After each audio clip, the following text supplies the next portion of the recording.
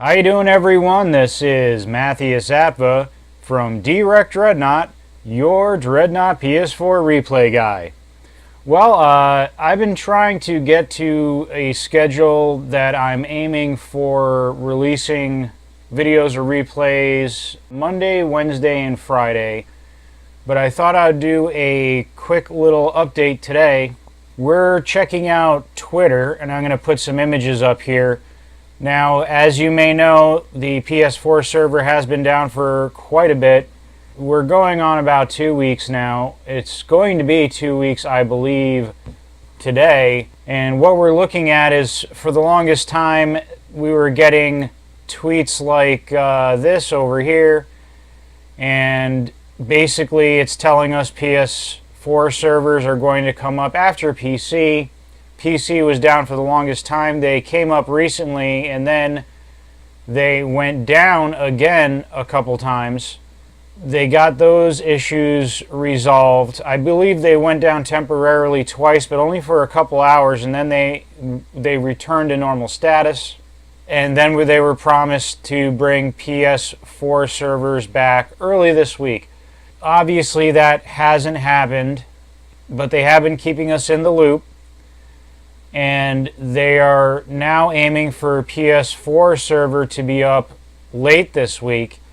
And the reason why is because they are testing the environment. So the new hardware has been installed, the new script is done, it's been submitted to PlayStation, and it is all complete and good to go, but they are extensively testing the environment to make sure that when we get it back, it doesn't go back into blue and black screen or whatnot.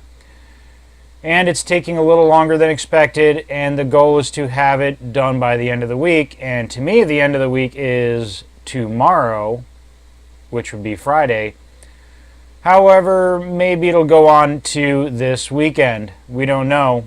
But I would think weekend hours, especially if their staff is lighter than it has been in the past, they wouldn't want to shovel out the overtime and get those guys working 3 weekends straight. So, or girls, if there are any girls in the staff, sorry.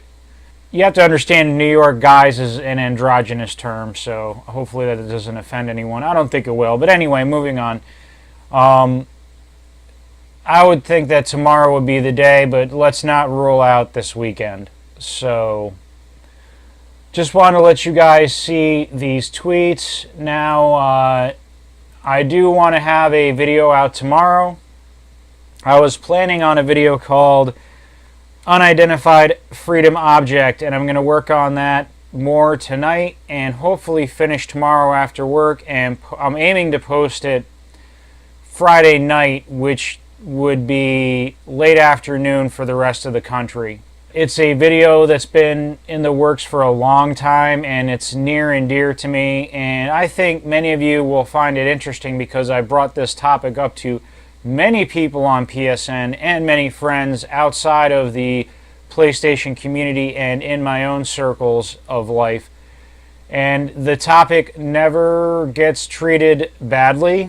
And in fact, I get a lot of interesting and positive responses to it. So I think it'll be up your guys' alley. We will see. I am procrastinating, though, because we've hit 60 for the first time in 3 or 4 months here in New York. So I'm going to get a couple hours of outside time today, for sure. And also, I'm enjoying some indoor time with my cat Millie, who is, quite frankly, the cutest and prettiest mammal on the planet. But it's funny how fast life overtakes us. When things are going well, something can sneak right up on you. And this Sunday, my cat began to exhibit some disturbing behaviors that are very uncharacteristic. So on Monday, I took Millie to the vet, and she had an infection, and there was some decomposing material inside of her gut, and she was going into septic shock.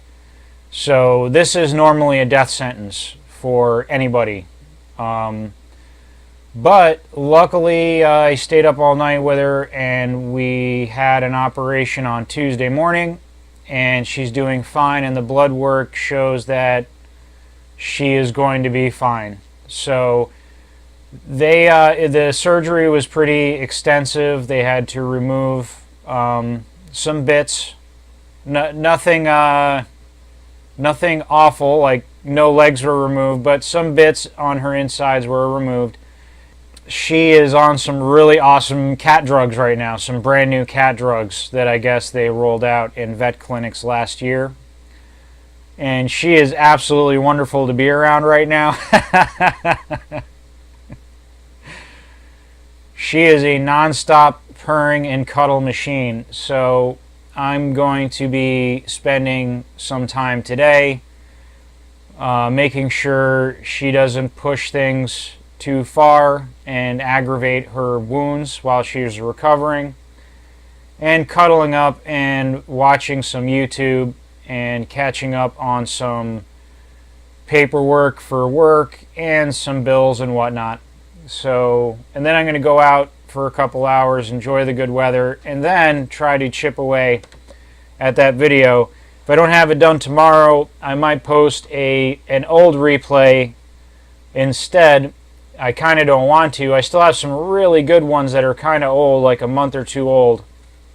But I like to stay current on the channel. And I'm basically out of decent replays for the last month before the maintenance for the PS4 server, the hardware maintenance happened. So I could post some old videos. I kind of don't want to. And I'm in the middle of the UFO project, and I could shelf it and try to get something else done, like a quick tactics video or maybe a quick lore video. I don't want to do the lore video. Part 4 would be going over all the captains for the hero ships and some of the quote-unquote villains and players that have been named in the game so far, but I kind of like to fact-check my work. I'm a real stickler for canon. I'm the guy that needs to know how many turbo lasers are on a Corellian Corvette. I'm the one that gets annoyed when people make stuff up about ships that's not canon or goes way off the rails. If you do a fan fiction, that's great, but try to keep it within the boundaries of quote-unquote fictional reality. I'm not the kind of person that enjoys non-canon or fan-made fiction that goes, or even canon fiction that's been badly directed. I'm sorry if anyone likes Star Trek Discovery, but I loathe Star Trek Discovery so much, and a couple other shows that just ruined. I don't like shows that ruin the canon. The Japanese really do a wonderful job of, and also DC Comics. DC Comics and Japanese anime do a wonderful job of pushing the story forward without ruining the past or opening alternate universes that don't affect the canon of the prime universes in their content. And I appreciate that. I don't like people that change Klingons arbitrarily. That's just one of many examples, and many shows are guilty of this. I don't like spitting on canon. So I'm gonna want to fact check my lore video before I release it. Speaking of that, Curtis Paper and a few other subscribers have showed an interest in determining ship sizes, crews, and everything for Dreadnought ships, and this is an idea I've had for a long time. I'm a huge fan of Space Dock, and Daniel from Space Dock does this on his very popular, but not popular enough, in my opinion, channel. Not to downplay YouTube content creators, but I get an eye twitch every time I see a mindless ASMR content creator have 3 million subscribers and Daniel from Space Dock only has 250,000, because his work is amazing. His team's work is amazing. And I like doing the nerd research on that. I like knowing about the reality of ships, and a lot of sci-fi's. An example, the Gundam series. people may like the main protagonist or antagonist and their equipment, but I'm the dude that really likes knowing about the rank and file, their story, their equipment. I'm a huge amateur history buff. I also liked Rogue One because Rogue One was the story about the little guy, the guy in the trenches, really. And it was very faithful to canon and really did the fans and the Star Wars history a huge service. And I thought it was a great movie. So if you're interested in that, leave a comment. I don't want to waste time on a video that people don't like. I did the Dreadnought map suggestions video, and I stand by some of my map ideas, but people didn't seem to resonate, and that's not a problem at all. You know, you don't have to like everything I like. You be yourself, like what you like. But if you are interested in something like that, let me know. Or if you would like the rest of the canon series to focus on something else. I was trying to do a logical linear route to the entire canon story of Dreadnought. So hopefully we will have the PS4 server back tomorrow or this weekend, especially if what they said is true. If they're just play testing it, we have to be almost there. Hang in there, Frame. Frame is a little upset. We all are. But he's a good player and has been around for ages. He's a staple in Dread Chat and in legendary gameplay environments, and I would hate to lose him. So let's get that server back up 6 foot in gray box. But it seems like we're almost there. Just a little more patience. I can't wait to play. I mean, sheesh.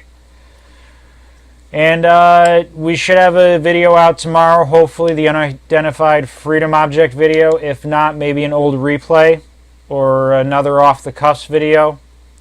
But this is just a minor update, so I am going to cut it short at 13 minutes instead of my normal rants for 20 minutes or longer. So we're up to 107 subscribers. Thank you very much. And I can't wait to hear from you guys or play a game with or against you in Dreadnought. Well, that's it for me for now. And I'll see you soon, really soon, in Sinley Bay.